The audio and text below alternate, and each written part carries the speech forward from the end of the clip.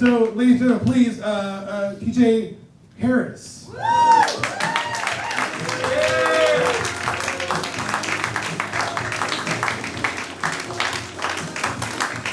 don't know why you said I was handsome. Hi, everybody. My name is TJ.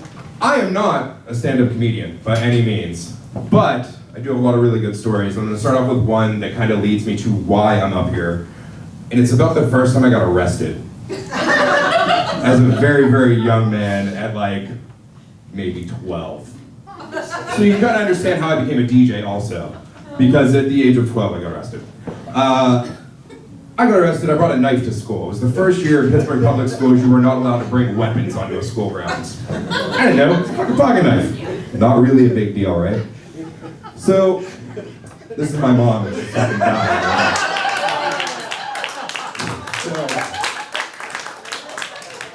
I go through this whole thing, I get kicked out of school for a couple weeks, I have to go to the magistrate, I have to deal with all this shit. And like, finally I'm sitting there and I'm in the courtroom, and I've got this judge sitting across from me at this table talking about what are you gonna do with your life, how are you gonna grow up, like you really need to get your shit together, I'm 12. So like, get your shit together at 12 is not really a thing yet. So, this judge is sitting there and she's like, you know, what are you gonna do with yourself? And I've got my mom sitting next to me on one side, and I got my grandmother on the other side, because, you know, family's supportive when you're in trouble. And this judge is serious to me. He's like, what are you gonna do? Where are you gonna go in life? What's your job goals? And I looked her right in the eye and I said, I'm gonna be a comedian. And immediately underneath the table, on both sides of me, what? Right in the leg from both parents. And of course, as a 12-year-old with no self-control, I got arrested. I go, why did you guys hit me? Needless to say, I've succeeded in my goals as a 12-year-old. As Dave said, I am a DJ. I did win some awards.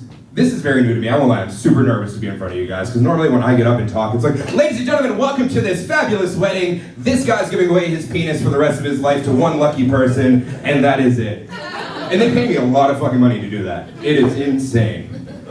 The story I want to tell you, though, is the story that really let me know that, like, true love exists. You know, people out here really do fall in love, and they mean it. So I'm going to tell you a story about two friends of mine that hired me to DJ their wedding recently. It was beautiful. It was at Nelson's Ledges. Anybody been there? No? No fucking hippies in this room or ravers? Seriously? So it's a hippie festival ground, for those of you that have never been there.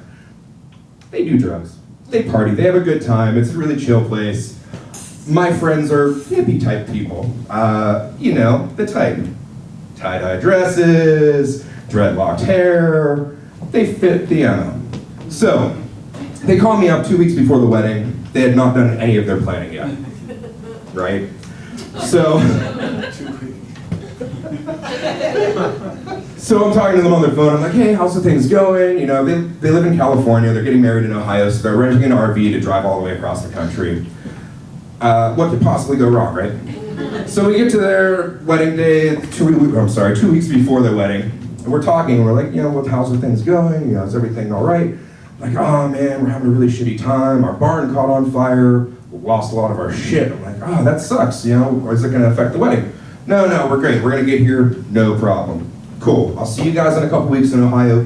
Get me all the information I need. They're hippies. So about a week before the wedding, I call them back and I'm like, hey man, you guys still didn't give me any of this information. I hope the fire's not sitting there. No, we're on the road. We'll get it to you, no problem. Cool. So I get to Ohio, and en route to Ohio, this is an outdoor wedding. Obviously I told you it's a festival ground. You can imagine they don't really prepare for these types of things so well. It is pouring rain upon arrival. And I mean like, not a little rain, not like a drizzle, not like a mist, like fucking hurricane season hit this wedding.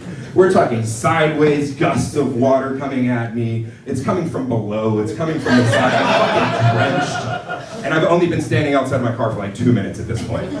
So I get set up and I'm looking around and I recognize a couple of the people that are there because, you know, I've been doing this a long time. They're all friends of mine. We all went to parties together. I've DJ'd for shows that they've all been at.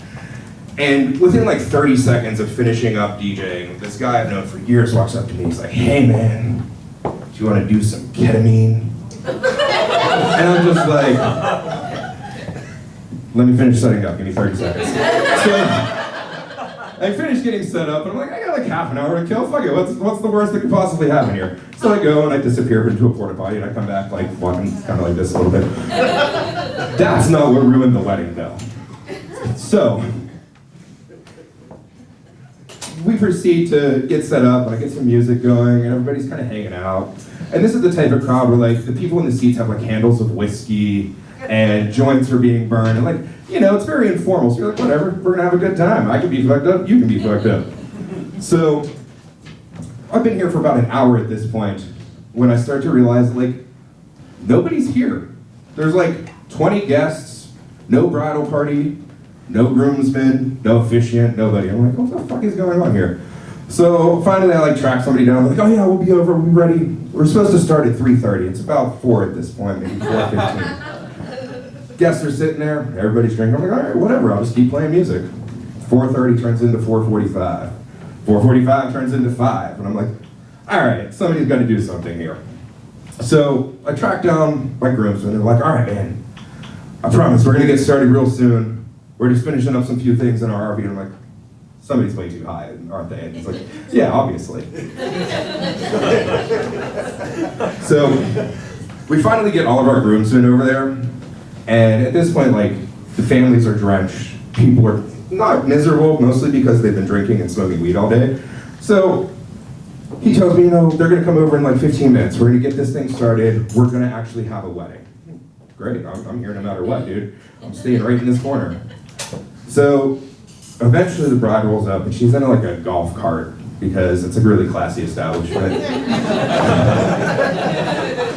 And you know, they're starting to get set up, and as I had mentioned earlier, it was like the worst rain you could ever possibly imagine.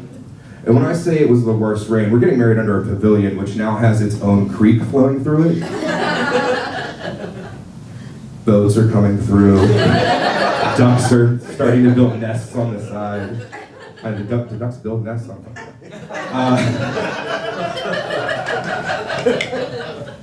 So they decide we're gonna have our ceremony, and you'd think, knowing that all of this water is flowing through, that, you know, you take like 2 steps to the left over here and you do it over here.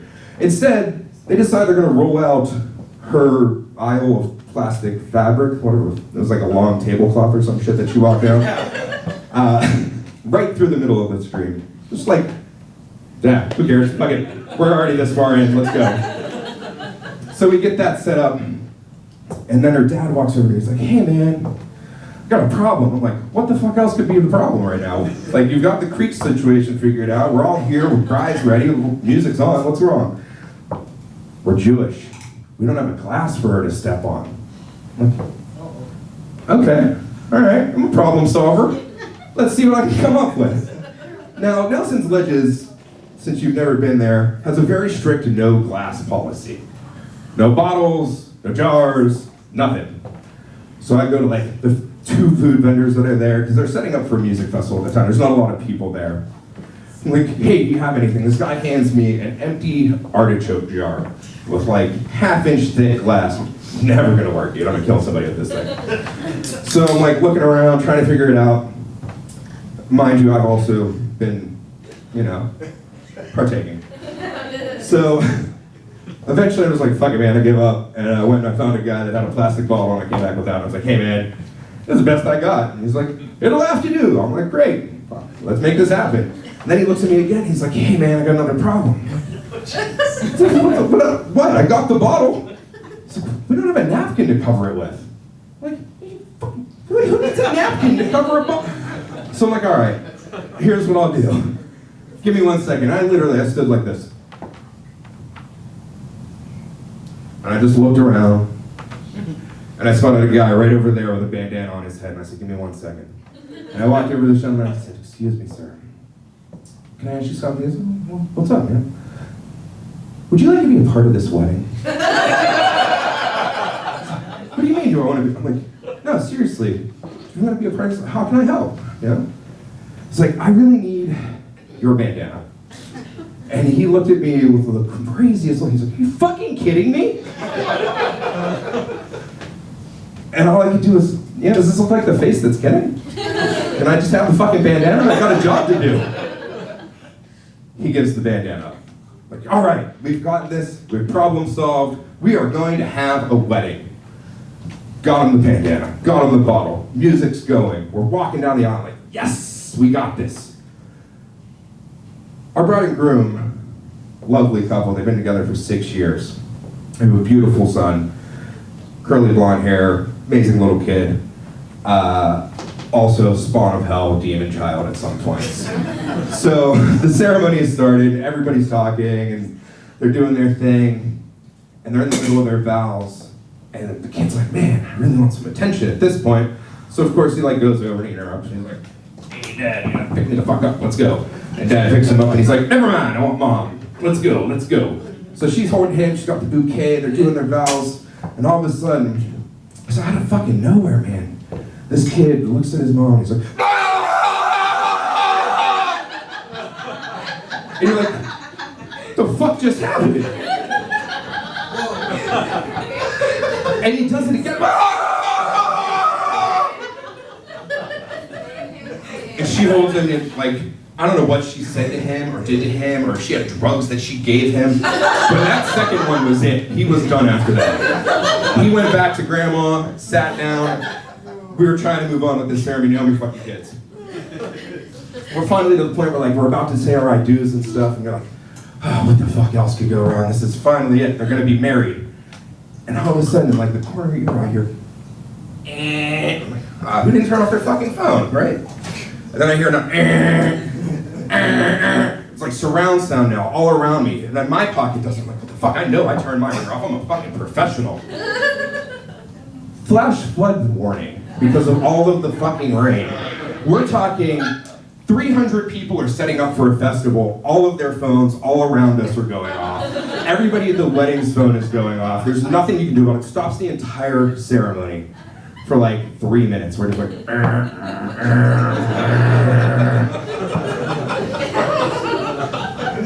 I'm glad you're laughing because at this point I'm like, what the fuck else could possibly happen to these people? This is insane. So we get through the ceremony and they say their I do's and I'm like, fuck, I'm so happy you guys are married finally. Then immediately I think, what are you gonna do for photos? Like, you're stuck under this pavilion, you can't do shit. You can't go to the lake, you can't go over here. We gotta just move some shit out of the way and we'll set up to do photos. So we do, we move some of the tables away, we start getting ready to do our photos, and you know, they're doing bride and groom and the groomsmen and the bridesmaids and the family. And they're setting up for like a big group photo with the family, and grandma's there in her wheelchair, and she's sitting in the front, she's all happy, and they're like, oh yeah, let's do this, and we're gonna get the family in there, and we'll put the little kid on her lap, it's gonna make for a really cute picture. I mentioned that this kid's like a demon spawner, right? Yeah. Good. So, at this moment, and I haven't seen the photo of it yet, I have seen some of the photos post-moment, but this child looks at his grandmother, and instead of screaming like you think with the doesn't happen. He latches onto her fucking face with his mouth.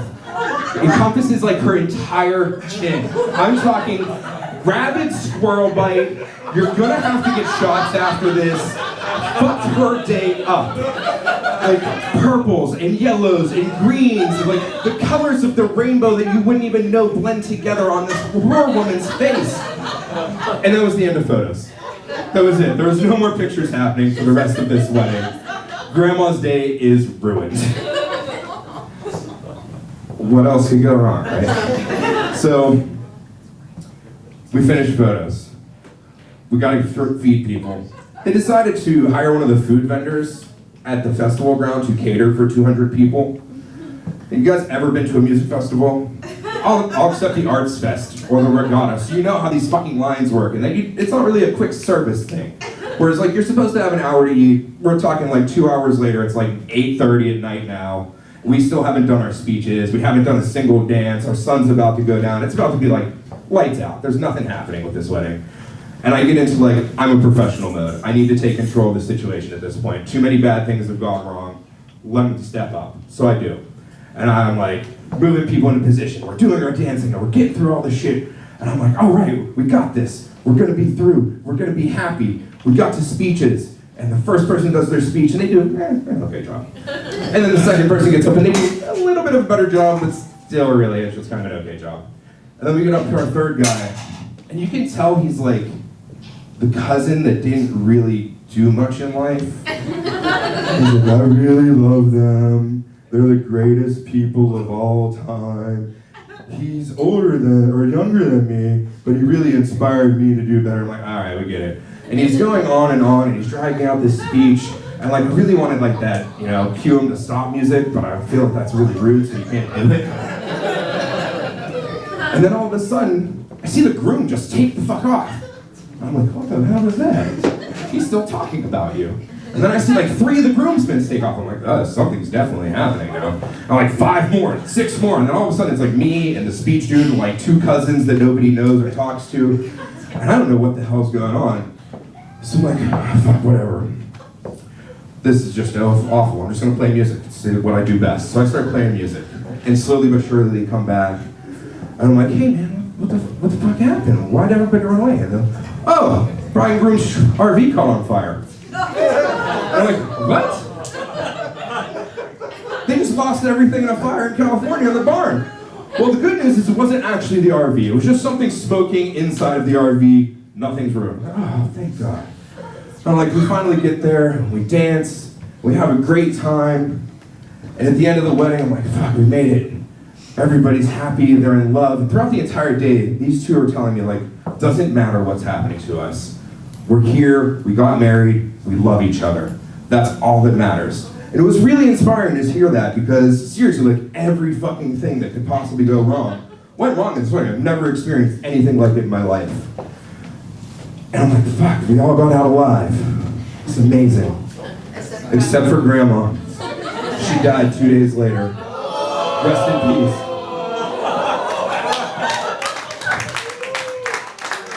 Thanks, guys. That was a lot of fun.